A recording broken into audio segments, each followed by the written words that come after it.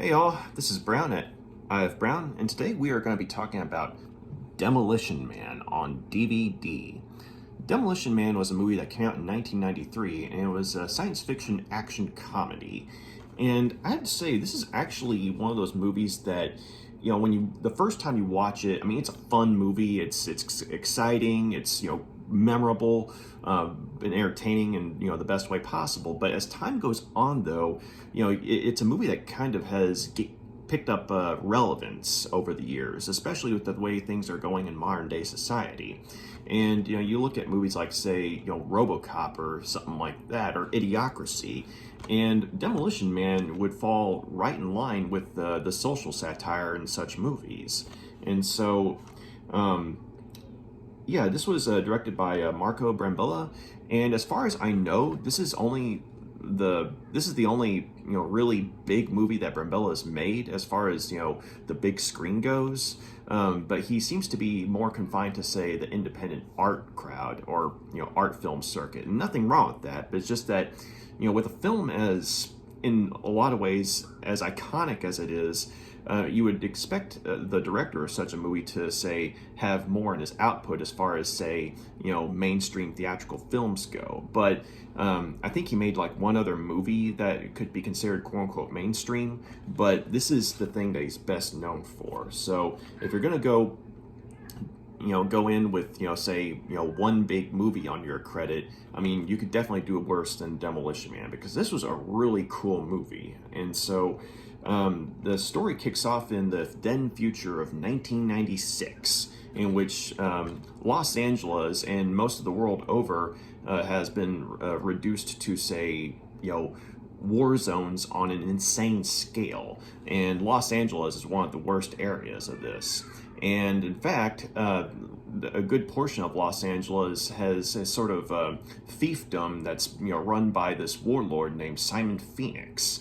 And Simon Phoenix is basically kind of king of his own empire here, and his land or his territory is considered so dangerous that the authorities, whenever they do try to go into the area, they have to go in with the equivalent of, say, makeshift tanks. And on the other hand, though, almost everyone tries to steer clear of that territory. But unfortunately, a bus of civilians wound up taking a wrong turn at Albuquerque in the worst way possible, and ended up taken by Simon Phoenix and his crew, and are being held as hostage. And so the authorities, they decided to go ahead and send in the one-man army, Sergeant John Spartan, who is the one man who has the most experience with going up against Simon Phoenix. And so they drop him into Phoenix's territory, and the two of them have this, brutal knockdown, drag-out fight, and which ends in a rather large explosion. And so, once Spartan gets Phoenix arrested and turns him over to his fellow officers, that's when the fire department makes a horrifying discovery. There, in a certain part of the compound that Phoenix had, there were bodies all over the place that were apparently they were the civilians that were being held hostage, and the explosion killed them all. And so not only is Phoenix going away for a long time, but so is Spartan, because as far as he knew, I mean, the hostages weren't in there, but apparently his involvement has resulted in the deaths of over 30 innocent people.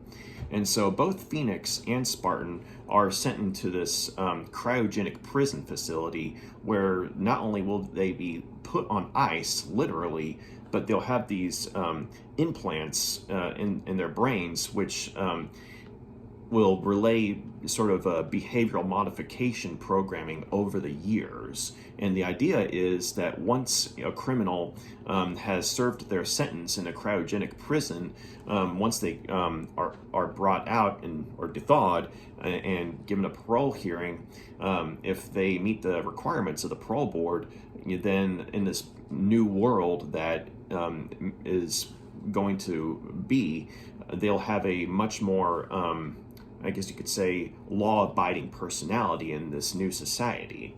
And so fast forward to 2032, let me just make sure, yeah, 2032, and Los Angeles has turned into a sort of a utopian landscape. And on one hand, a lot of the crime and disease that was a part of the 1990s has been have all been completely eliminated, and this sort of a benevolent ruler, a guy named Dr. Cocteau, is the one running the society and is the one who's implemented the rules and regulations of this new society. And so on one hand, you've got this beautiful landscape, where crime is no longer an issue, and nor is disease. But on the other hand, though, it's a rather extremely politically correct landscape, in a sense of, say, anything in the way of physical contact is frowned upon, if not outright forbidden. Profanity is illegal, as are, things like, greasy foods, old music, and, all sorts of stuff that we would take for granted today. But, basically, it's like political correctness up to 11. And so it's, a serene world, but at the same time, it's a sort of weak world. And this is proven in the worst way possible when Simon Phoenix is thawed for his parole hearing, but for mysterious reasons is able to escape the facility, by way of, somehow being able to know the code words, for overriding, the security systems. And so basically, as soon as he's out, he causes a one-man crusade of chaos and destruction in this quote unquote brave new world.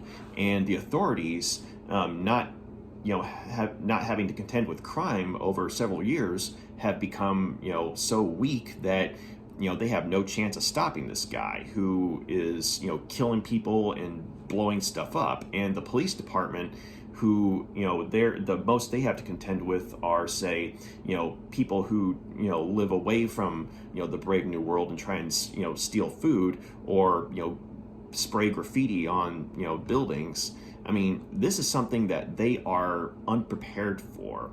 And so enter Officer Lenina Huxley, who is a member of the this new police department, and is one of the few people who has, say, a rather impressive store of knowledge about the 1990s. And so she looks up an old time member of the police department, a guy named Zachary Lamb, who was on hand when Simon Phoenix was apprehended back in the 1990s, and she asks him, what was the one who ended up catching Simon Phoenix?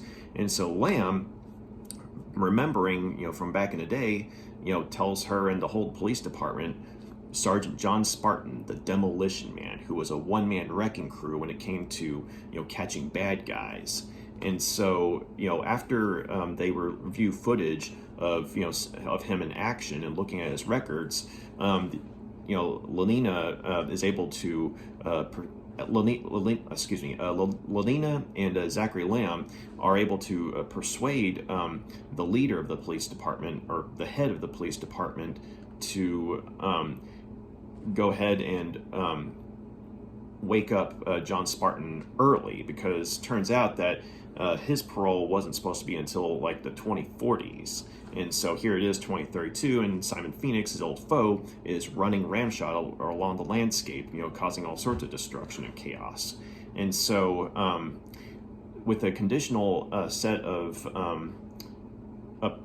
parole, they wake Spartan up. And so Spartan, on one hand, is having to accept and comprehend rather quickly that the life he had is no longer there. His wife is gone, his daughter, he doesn't know where his daughter is, and almost all the people that he knew in his life are, dead or, no longer there in one way or another. And so but once he finds out that Simon Phoenix is on hand in this brave new world, and he's briefed on why he specifically has been brought out to go after Phoenix, he does his level best to pursue Simon Phoenix in this world in which the power that the authorities used to have is useless against a 1990s criminal.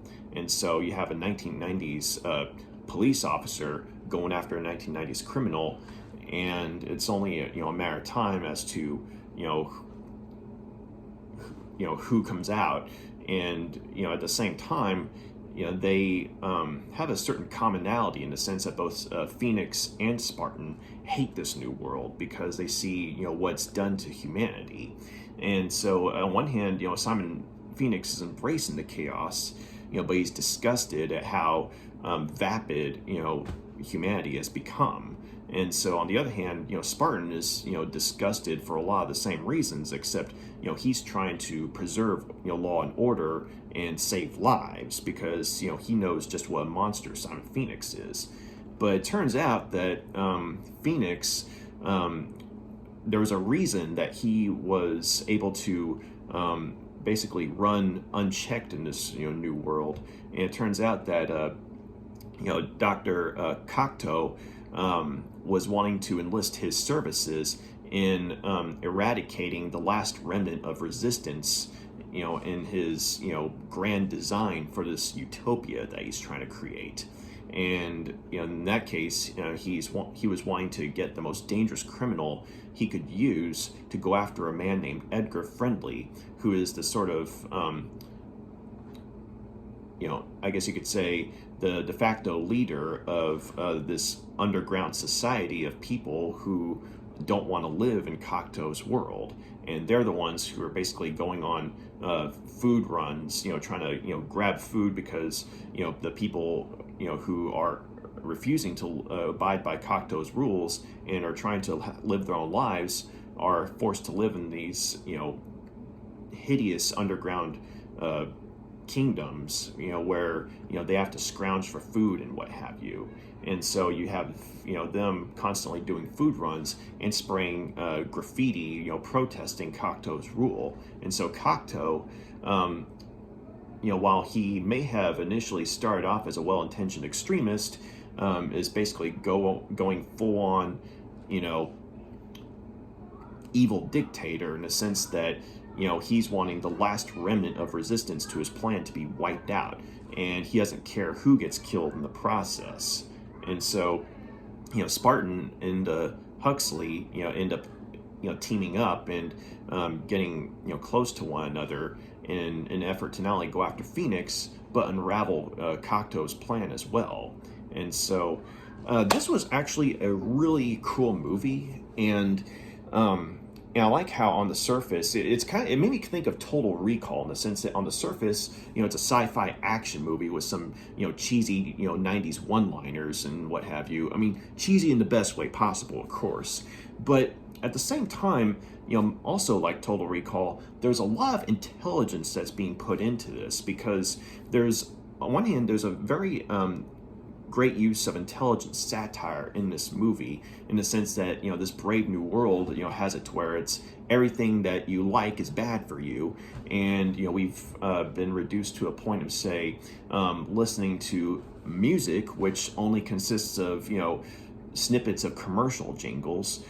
Taco Bell is considered fine dining and is the one quote-unquote restaurant to have survived the franchise wars, and also basically just you have to go by one guy's vision in order to live in this brave new world, because I mean, on one hand you have things like STDs essentially being wiped out, pollution is no longer a problem, rampant crime is no longer a problem, but at the same time you look beneath the beautiful surface and you see a society of people who are ultimately sheep, weak-willed sheep, who are just wholly unprepared, for the nightmares and chaos that come with, say, an unpredictable criminal finding himself in this new utopia.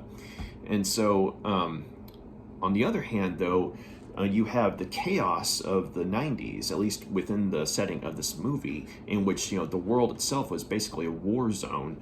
And, you have, on one hand, you have people who, by our standards, come across as way more human, from that time period. You have John Spartan, the protagonist of the film, and I would argue a sort of career best performance by Sylvester Stallone.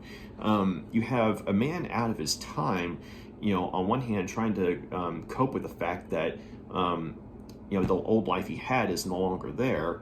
And on the other hand, he's still trying to do his job, which is, to, enforce the law and to save lives. And even though he's disgusted with what humanity's become and how weak-willed and weak-minded, they've become, he still realizes that, hey, there are still dangers out there that need to be stopped, and there are still innocent lives that need saving.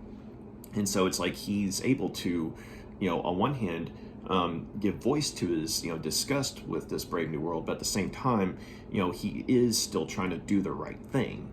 And then you have Simon Phoenix, played in also a career best performance by Wesley Snipes. And he's like comparisons to the Joker, I would say, are almost inevitable, because the guy just embraces chaos. And I mean, he does so many brutal acts in this movie, bodily harm and what have you. And of course, you look at his rap sheet that's shown a few times in the movie, and you see just how bad he was back in the day when he was a warlord of 1996 Los Angeles. But at the same time, with Wesley Snipes playing him, even though he's a bad guy that we want to see get his comeuppance, he steals every scene he's in. And even when he's making mincemeat of the police officers that are basically unable to even touch him, I mean, he's having a blast with it. And also, one of the other things about him is that there's actually a good amount of physical acting as well, because of the programming of his character, that his character is being hit with, that Cocteau had got into his system, or into a system of the device in his head that basically made him made him able to easily escape the prison facility he was in once he was awoken. And he suddenly finds himself able to hack into all sorts of computer networks, even though this is a man from 1996, in the world of 2032, and shouldn't even be able to put two and two together about the simplest thing without a bunch of schooling. But instead, it's like, you see Wesley Snipes at one point go to a computer, or a couple of times actually, at the keyboards, trying to find out stuff, except it's like his hands, it's like they have a mind of his own, and he's just standing there like, what the hell's going on? I love this. And he was like, man, what's next? And what have you. And so it's a very good performance from Wesley Snipes, in the sense of, on one hand, he plays such an entertaining villain, and also a legitimately dangerous villain, but also just a very good physical performance as well, because that programming aspect that his character is supposed to have, or I should say the being programmed aspect of his character really comes out in his physical performance, whenever he's having to, interact with, computers and what have you. And also, a little bit of that goes towards Sylvester Stallone as well, because whereas Simon Phoenix was given the advantage of being programmed with an innate knowledge of how to operate technology in this future, including the automated cars, or I should say self-driving cars, Spartan is given a bunch of subliminal programming, which, in order to make him more law-abiding in this brave new world, he basically has the skills of a ace level seamstress, and so it's like you compare the two, and it's like, well, I mean, on one hand, it's cool that Spartan, as played by Sylvester Stallone, is able to nonchalantly knit a sweater for Lenina Huxley one night. But on the other hand, though, it doesn't really come in much handy against a criminal who's literally being given the keys to the kingdom, by way of subliminal programming.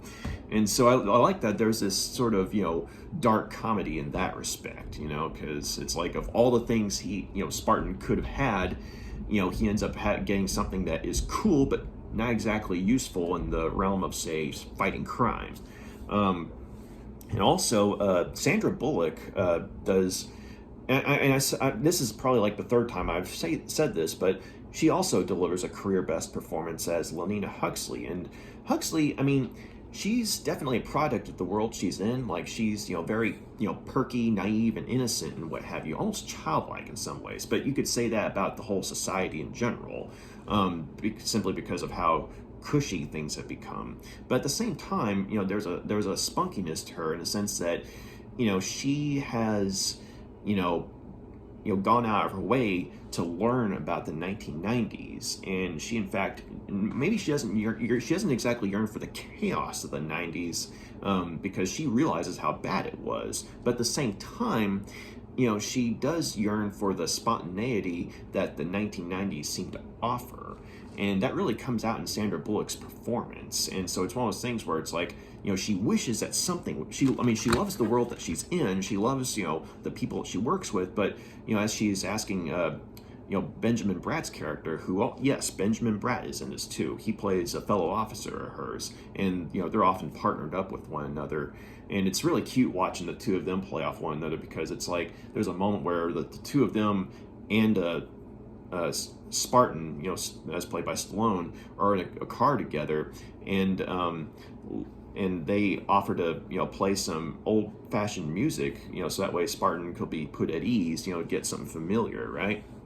But instead of actual oldies music, it's a bunch of snippets from old commercials, and that's considered the hot music of the day. And Spartan, he's all like, but it's very hilarious watching Sandra Bullock and Benjamin Bratt, as good actors as they are, just being all gleeful like little kids and singing along with the commercial jingles. It's really funny.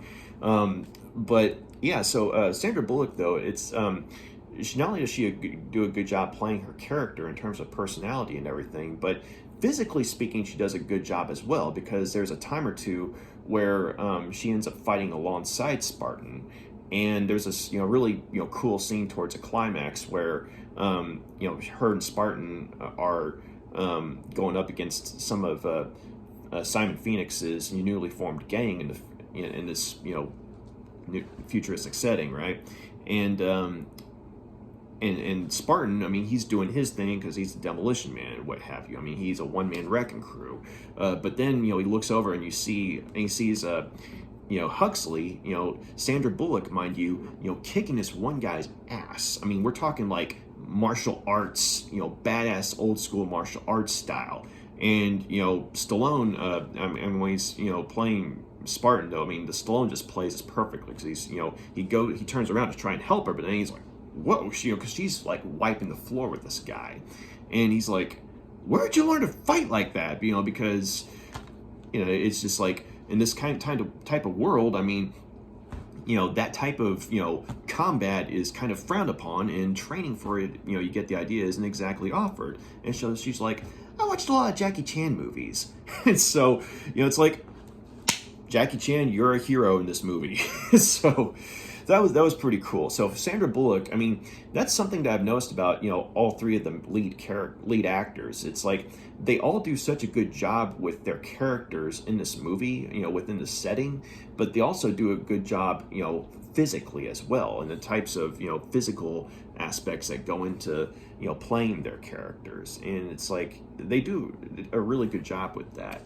And also, let's see, Nigel Bennett, who plays Dr. Cocteau, he does a really good job too. And as Simon Phoenix describes him at one point, he's like an evil Mr. Rogers, and that's a very apt description. But Nigel Bennett, though, he's a very dignified type of actor, but from the UK, I believe he was. But yeah, he just does such a good job with this character because on one hand, this guy's a bad guy on some level. It's like it even before his master plan is revealed. Which, I mean, to be fair, I wasn't spoiling a whole lot, when I revealed what his plan was, because it becomes kind of obvious. But at the same time, he does such a good job of playing that quote unquote evil Rogers persona, and yet at the same time, when you look at how bad the world was when the movie started off in the then future of 1996, and you hear about all the chaos that happened in between 1996 and when the majority of the movie is set in 2032, like when you hear about all these STDs that made AIDS look like a field day or just a walk in the park. I mean, and then you hear about all the other forms of violence that were, just running rampant the world over, and then you see, what the world's become now. It's kind of like, oh, okay, so obviously, Cocteau being a dictator who willfully unleashes a 1990s, violent criminal on a peaceful world, I mean, has a lot to answer for, right? But at the same time, prior to that, the stuff you hear about the world of the past, you're kind of like, well, I mean, maybe Cocteau on some level has a point in terms of, say, outlawing certain things, like not to the extent that it is in the movie, but at the same time, the world was so bad that the authorities were needing something to give them power to basically enforce martial law the world over, it felt like. And so Cocteau's plan apparently was the best thing, and so it really there's a bit of ambiguity there as far as who's right and who's wrong, or I guess you could say which world was better, that kind of thing. Because on one hand, Spartan and Phoenix, even though one's a hero and one's a villain, they come across as a lot more relatable because they actually look and act like real human beings, as far as we know.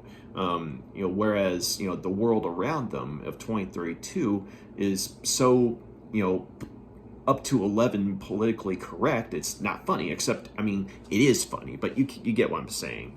And so when we see just how ridiculous things have gotten, we're like, it's almost like there's a part of you that, at the very least, on one hand, understands Simon Phoenix's desire to, do away with this old world and start from scratch. But at the same time, we also realize that a world under his rule would just be a dark age, to end all dark ages.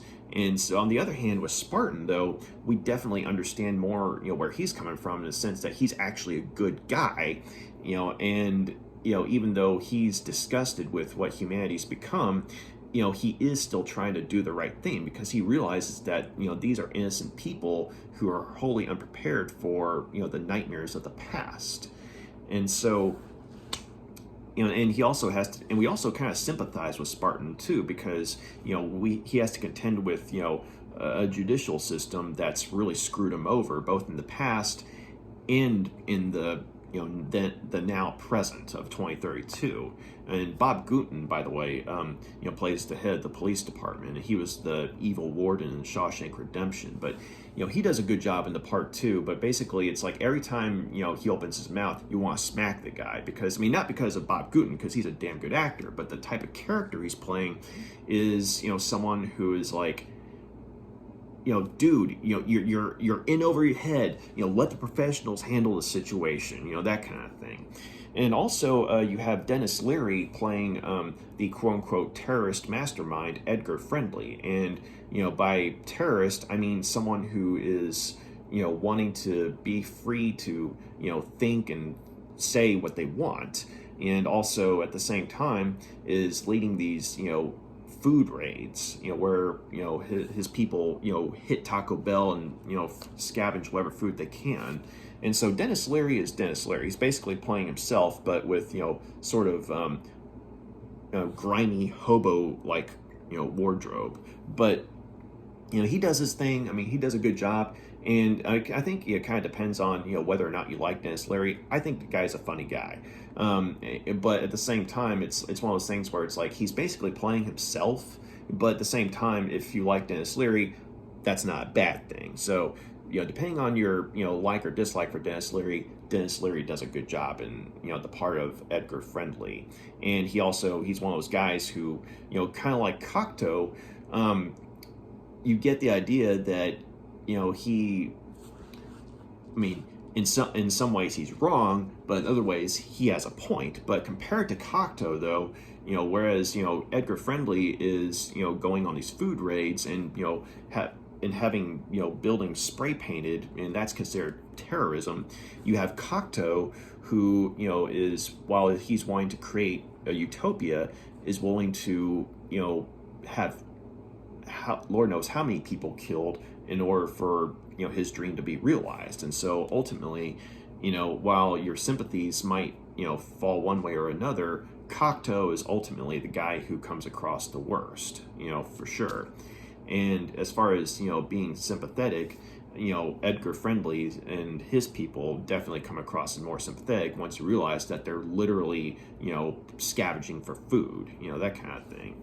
And so yeah, and also Bill Cobbs, plays the character of Zachary Lamb, who was one of Spartan's old partners and is kind of instrumental in getting Spartan early release from the cryogenic facility.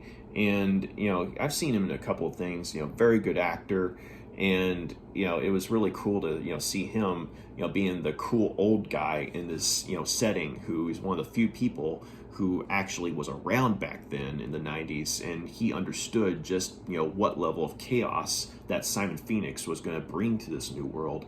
And he's the one who, courtesy of Lenina Huxley, was the one who gave the authorities the idea to release Spartan. And you also get the idea that because he and Spartan were friends back in the day, he was wanting to give Spartan a second chance, as it were. And that's a thought that's been said by a lot of people who've watched this movie. But when Cobbs and Stallone interact with one another, it's really cool, because it's like you really believe that their characters are old friends. And in this case, Cobb is literally the old guy, and Stallone still looks the same, from in the 90s. And so it's really cool seeing them play off of each other. And also Rob Schneider, of all people, has a small part as one of the police officers in this new society. In fact, he's like a human answering service, which is really funny to see.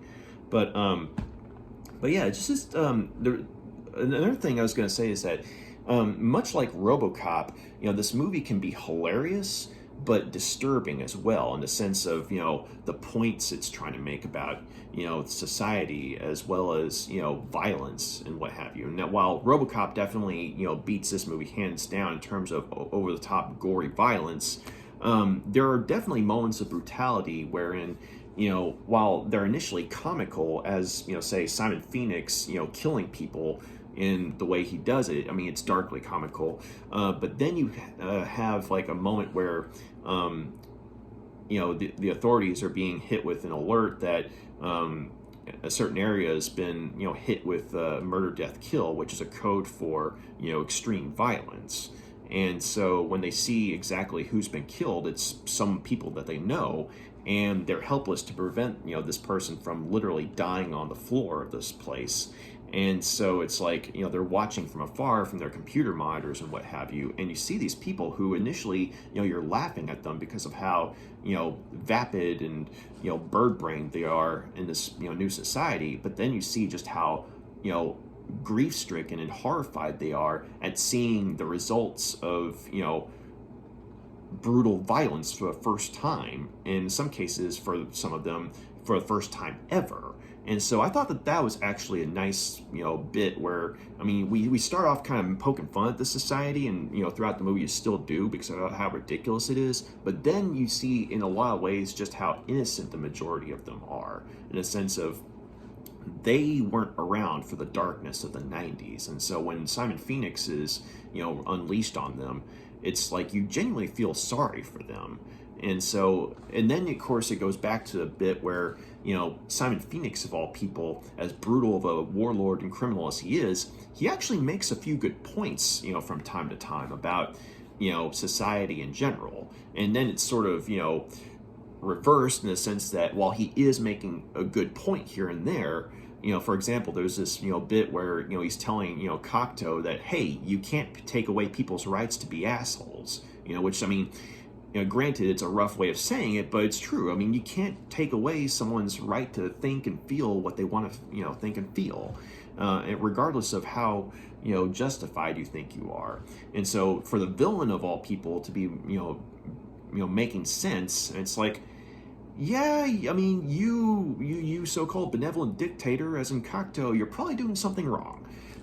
But so yeah, I liked how you have little bits like that, and of course, even as over the top as some of the action scenes are, I do like how they had Spartan's character, as played by Stallone. I mean, I like how they had him make a point about violence, because he was talking about how, weak this world is, against, someone like Phoenix. And also, but at the same time, though, even he admits that there are times where, violence should not be used, or violence is unnecessary. And he's talking about, at this point in time, he's talking about, when, Edgar Friendly's people are raiding Taco Bell and just literally trying to get food. I mean, initially, Spartan's thinking that these are, bloodthirsty raiders, and so it's like, he goes to fight them and what have you, and wipes the floor with them, but then he realizes that they're literally just trying to get food because, people are starving down below. He has a sort of, what the hell moment, because, he realizes, just how bad things are in a lot of ways. And he's talking about how, because some of the people who see him in action, I mean, this is the first time they've seen a fight, and so they're saying, "Oh, you're so brave," and all this stuff, and he's saying that no, you're wrong. It's hitting people, violence shouldn't feel good. And he said, well, sometimes it does, and basically, you get the idea that, it depends on, okay, if you're going after, say, a brutal criminal, then yes, you need to be as brutal as they are in order to take them down. Because being passive, like this whole society is, they're going to walk all over you, and they're probably going to kill you or worse. And so he's talking about how, sometimes, violence, is necessary. But he said it shouldn't be necessary when someone's just trying to get something to eat. And so I liked that. I liked how, on one hand, they made a point about violence sometimes being necessary, but at the same time, you can't just, be violent every single time, someone, is desperate, So I like that. I liked how it plays with, your expectations with the two lead characters. And so, all in all, I mean, this was a really good movie. I mean, I would even say it's an excellent movie. And I would say, on some level, you could even argue it's a brilliant movie, simply because of, it masquerades as, it's like, it came out in the 90s, so it's a product of the 90s, and it feels like something from the 90s, and yet, it has such, good social commentary and satire that, to this day, you watch it now and you look at the way the world is now, and you're kind of like, yeah, I mean, also, not to mention, this is 2023, and we're not too far away from 2032. I mean, it's like, we're not too far away from Cocteau's world, it feels like. I mean, give or take, a lot of advancements in technology and science, mind you, but in terms of, intellectual attitudes, I mean, that's where it feels like, yeah, this is kind of hitting close to home. So it's a fun movie, and it's an exciting movie, it's a great movie, but it's also a very thought-provoking one as well. And so I'm going to go ahead and give Demolition Man 5 out of 5 stars. This was a great movie, and it's definitely, as I said earlier, a career best, for actors Stallone, Snipes, and Bullock. And so all three of the lead actors killed it in this movie, and also just everyone else involved did as well. And also I was going to point out, Elliot Goldenthal did the music for this movie. And I was like, before I remembered, before I saw that he did the music, there were certain bits where I'm like, this sounds kind of like Alien 3, and not in a bad way. It's like, it sounds very familiar, especially in certain scenes, like say when when Spartan is being briefed on, why he's been, brought out of, cryogenic suspension, and Huxley is telling him that his, wife is dead. The music sounds like the bit where Ripley's character in Alien 3 is being informed that certain characters who survived in Aliens along with her are dead, that kind of thing. And I'm like, this sounds like Alien 3. And then I saw that it was the same guy. I'm like, that's why. Okay, so yeah, but Elliot Goldenthal's score is really good. It's like, it matches, the tone of whatever scene's at hand. Like, it can be, quirky or intense or, somber even. But also, I was going to say another thing is that one of the things that it sort of, inadvertently, well, I don't know if it was inadvertent, but on some level it did predict, humanity's, growing reliance on, say, like porn, or artificial sexual stimulus, as it were. Yeah, because it's like, the way society is these days. I mean, for example, like, people, obviously sex, the sex trade is obviously, thriving and everything, but at the same time, it's like the idea of, seeing someone face to face is, becoming sort of outmoded, it seems like. Or it's like people rely more on, say, computer porn or virtual porn than, say, face-to-face business, as it were. And so that is one of the other things that is sort of, touched on in this movie, because on one hand, there's a bit where, Huxley and Spartan, they're about to, quote-unquote, have sex, and Spartan's like, okay. And so, but then she brings out these apparatuses that she puts on her head and one on Spartan's head. And it's like they're sitting across from each other, fully clothed. And it's like they're in this sort of trance. But for Spartan, though, it's a nightmarish experience, because it's like he gets flashes of her face, but it's like strobe lit. And it almost gives him an epileptic seizure. And so, it's kind of like, how far away from that are we? I'm wondering. So, but yeah, it's just little things like that.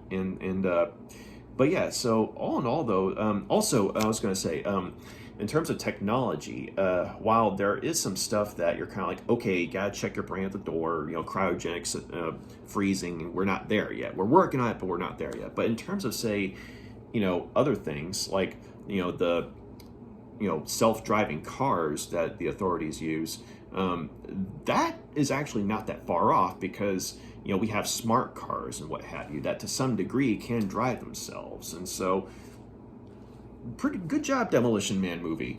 Yeah, so I mean, also like when COVID happened, when people were relying on things like Zoom or Skype and what have you to have meetings at work, that sort of kind of gets I was reminded of that when I saw a part in the movie where Cocteau is having this board meeting, and there's this long elaborate table, but instead of a bunch of people there, it's like these little computer screens with people's faces on them. And so that stuff like that was going on, I remember, when COVID happened, and to some extent it still is going on. So pretty good for a movie in 1993, or made in 1993. So yeah, just this movie, it's like, did the screenwriters and the director, did they all just sort of have a crystal ball in some respects and just wanted to sort of warn us about where things could be going? I mean, I don't know, or maybe it was a massive coincidence, But regardless, though, it's an excellent movie that manages to say a lot about society, as well as just progress, and just at the same time be a damn good sci-fi action comedy. And so yeah, Demolition Man, 5 out of 5 stars. And also, sorry, there was one other bit I remember. The movie does such a good job with the characters, with the two leads, of Stallone and Wesley Snipes, and as Spartan and Phoenix respectively. It's like the two of them hate each other, okay, but at the same time they give each other a purpose in life, in the sense that until Spartan was thought out and sent after him, Phoenix, I mean, it was like, yeah, he was enjoying the chaos he was causing, but at the same time, it was like, you got an idea that, he enjoyed the chaos for chaos's sake, but at the same time, he didn't like this world in the sense of, what he saw that humanity had become. And so, when he finds out that Spartan's after him, it's like he's excited again, and he's actually got a purpose, and that purpose is to kill the guy who had him, arrested, but at the same time, Spartan's like the one guy who understands him, in the sense that they both came from the same time period, and so they get each other. And that kind of comes up where, at the climax of the movie, when Spartan and Phoenix are about to, have, their final showdown, which is a very brutal fight, by the way.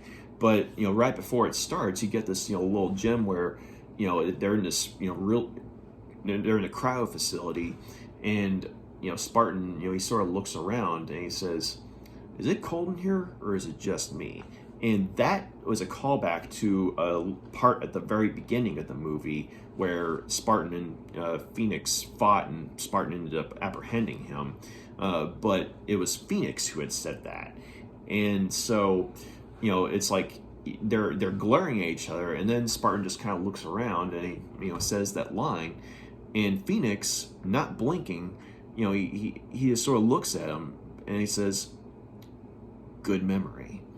And I like the ambiguity of that line, because on one hand, that could be a sort of grudging compliment on Phoenix's part, in the sense of him, acknowledging that, you remember, that time, you remember that last time, we fought, that kind of thing, like, or you remember that last time, and saying, and kind of like being impressed that he remembers that, and what, Phoenix had told Spartan, which was, what Spartan just said to him.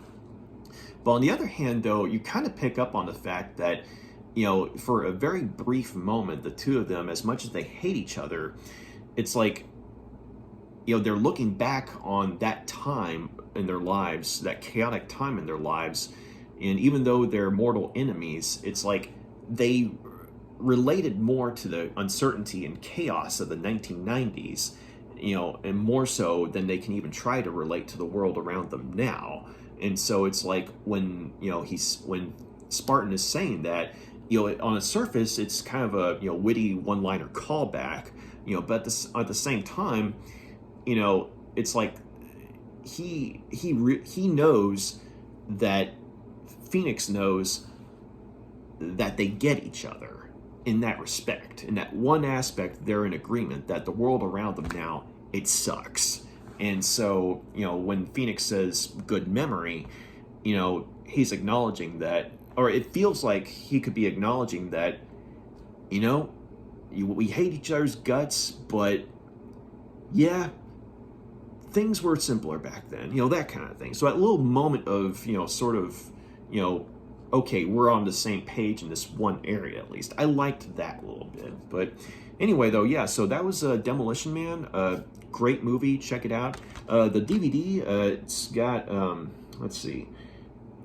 I don't remember if there's a, oh, okay, yeah, so there's a theatrical trailer, I believe. But as far as, special bonus features go, there is a commentary by the director Marco Brambilla and producer Joel Silver. Unfortunately, I've yet to listen to it, but I'm pretty sure it'd be a good one to listen to, and I definitely would like to listen to it at some point, considering how prescient this movie turned out to be in a lot of ways, that kind of thing. Like I would definitely like to hear, Marco Brambilla, or the people who worked on the movie, were they, did they have their finger on the pulse of what the future would be, or was it just all a bunch of wild coincidences that just happened to come true, like that kind of thing. So anyway, though, yeah, so thanks for taking the time to check out my review. If you like what you see here, please feel free to like and subscribe. And, if you, got anything, you want to ask, or, anything you want to say, please feel free to drop a line. And so, y'all have a good day. Take care. Bye.